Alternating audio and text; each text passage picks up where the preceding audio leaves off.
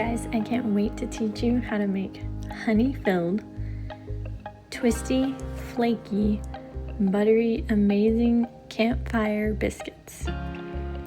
If you enjoy camping and you haven't tried biscuits over the fire for your breakfast, then you need to watch this video through and see exactly how you can do that and have some awesome new memories for your next camping trip. The first thing you want to do is find your stick, your biscuit stick to be specific. This is very important because you want it to be about 2 arm lengths away from your body. If it's too short, like a marshmallow stick, you run the potential of burning yourself or just getting too hot, not being comfortable by the fire. The biscuits definitely take a lot longer to cook than like a marshmallow where you're just gonna roast it for a few seconds, kind of get it golden brown, put it in a s'more and eat it. The biscuit is gonna take longer and you're gonna be by the fire for a few minutes, but man, is that wait worth it. It is so good. It will become something that your kids ask for every time you go camping and something that they look forward to when you go. So this is something to keep in mind, go try next time you go camping or just outside in your yard. If you have a little fire pit and you want to do this and make some fun memories, everybody needs a biscuit stick. So let's take off the bark. That's definitely going to be one of our first things we're going to do with this stick.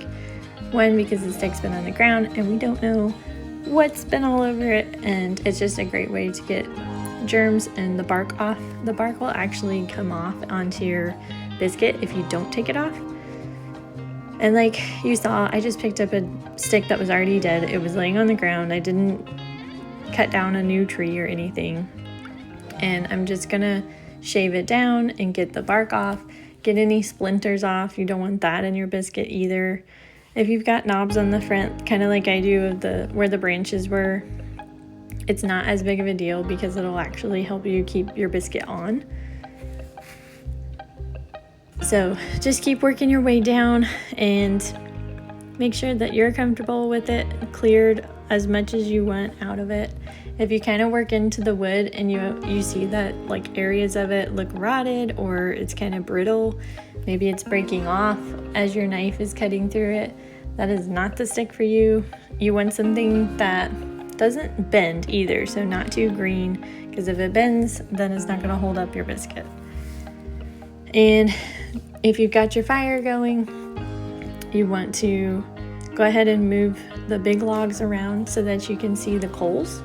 The coals are actually what you're going to be using for the biscuits to cook them, not necessarily the actual flame. So you may have to just shift some of your wood around to get you like a nice area that, think oven, so the coals are an oven, the flame is going to be like a stove top. And we want to be in the oven, right, for biscuits. So get your stick. I just run it through the fire just one time. You see me pass it in and pull it back out. That singes off any little splinters or anything that I might have missed with my knife. It also sterilizes it. And then I made a biscuit recipe. I'm happy to link that below if you guys are interested. I just threw something together quickly that morning and you're just going to pull off a chunk. You'll kind of know how much you need as you wrap, and if you need more, you can just grab more. We make a full biscuit recipe because everybody loves it, and we never have any that goes home. It's always eaten right there. Pretty much as soon as it comes off the fire, it's already eaten. So you want to start doing this long, like snake look of your biscuit dough. So not an actual biscuit, like a round biscuit. We're gonna roll this in between our hands, back and forth, and get it nice and long and stretch it out. If you have like a really crumbly dough, just try to add some more milk or water, because if it's too crumbly, it's just gonna fall off and it is not gonna stick on your stick. It might fall into the fire, and that's just really sad to lose your breakfast. So definitely make sure you add enough moisture to it. That way you know it will stick to your stick and it will stay stretchy and will work well as you cook it. And you're gonna just attach one side to the top and then roll your stick like that. Roll, roll, roll, and you'll just kind of wind it up and this is a twisty biscuit. So twist around the stick and then push that edge right up into the other dough just to keep it secure, and then you're going to fill in those holes so it cooks evenly with your hands as you squish the dough down. And it will actually keep that spiral shape, so we'll talk to you about that later in the video of why that's super helpful and a great way to put it on instead of just like mashing it on. It really actually helps you get it off. So now the biggest thing is making sure that everything is consistent. So if one part's too thick and the other part's too thin, parts are going to be doughy and other parts are going to get crispy and crunchy. So use your hand, go up and down on it, and make sure that you can feel a consistency of your dough, that everything feels pretty evenly spaced over the stick. And then remember that we're not going for flames. We don't want stovetop. We want the oven with the coals. So those coals are going to put up the heat. Just hold that up high enough that it's not really getting in the flame, and that smoke really brings up a ton of heat, and that'll give you like more of an oven effect. So that's really nice, a great way to cook it. And then you're gonna just sit there on a rock or a stool or a camp chair and slowly turn your biscuit. The slower, the better. Kind of get into a methodical rhythm. And if you don't turn it, you'll have parts that will cook way faster than others, and I found that the middle of the biscuit actually doesn't get cooked as well. If you do more of the rotisserie style, it actually helps it cook more evenly. So I think that's just been the best for us after years and years of doing this for so many camp trips. It is our go-to breakfast, so we have done this so much, and I feel like we've worked out the wiggles and the kinks already. And this really works. It's super fun. So you just want to twist it slowly around, making sure that you're up out of that fire. Don't get it in the flame. And the heat will slowly you'll actually watch the biscuits start to poof. And that's how you know that your baking powder is working and that it is starting to cook the middle and the center, because it's starting to rise. And then it will start to do a golden brown color on the outside, and then eventually that will harden up. And at that point you'll know the biscuit is ready, but we're still a little bit of a ways off from there. So it does take some time, but it pays off. It is well worth it. It's something that is a lot of fun, good memories, something kids can do easily, or if they don't have the patience for it, you can make them and the kids will definitely enjoy eating them. So this is fun to do no matter what age you are. And just remember when you're outside to enjoy what's around you. Enjoy the scenery, slow down, take some time to deeply breathe, not the smoke, but enjoy the dogs, enjoy the leaves, enjoy the green.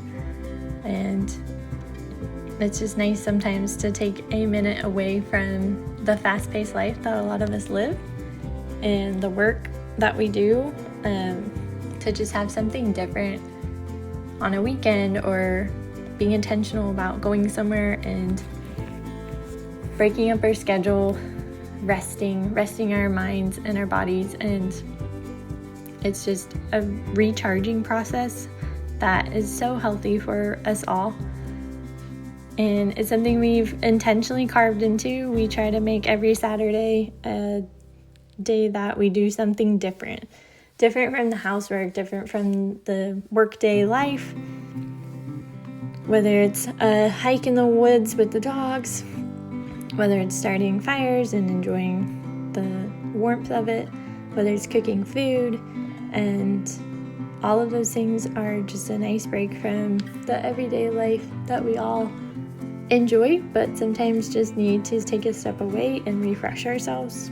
And you'll find as you take these moments and really be intentional about at least one day a week taking a break and giving your body a rest, it will really charge you in a new way, and you'll just feel more ready to tackle the week ahead of you, the things that are in front of you. Sometimes it's just nice to be quiet with all the noise if you go out for like a hike, or if you have some woods that you can just take a walk in that are a little quieter than the busy streets. It's nice to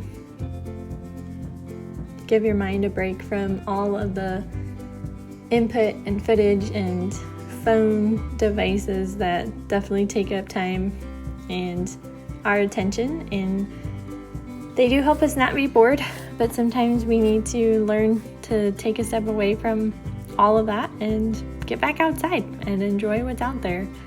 And these are fun little ways that we've done this and tried to keep that working for us, where we get a break and where we put our phones down and are intentional to spend time to talk, to encourage each other, to talk about the week or problem solve, and it's just healthy for relationships. So I hope it's something that you guys can do and take a break in a day. I know every week is different, every schedule is different, but it's something worth doing for yourself and being intentional about carving out time to take care of yourself so that you can be a better you every single week. As you can see over the video, this is really poofed up. It's gotten golden brown. That dark brown is starting to come in, and I'm kind of tapping my finger on it. It's definitely turning crunchy, which is just so perfect. You can see that spiral in it already. Like I said, that's really important as the way that you put it on, because it'll help you get it off. It is hot, so go quick. Or if you have hot pads or something, that probably help. And then it will just unroll the same way it rolled on, really quickly, really easily. And it makes a perfect hole in the center because it was on the stick for you to fill with your absolute favorite biscuit condiment, which could be honey, jelly, peanut butter. I've seen people use just about anything. We love honey.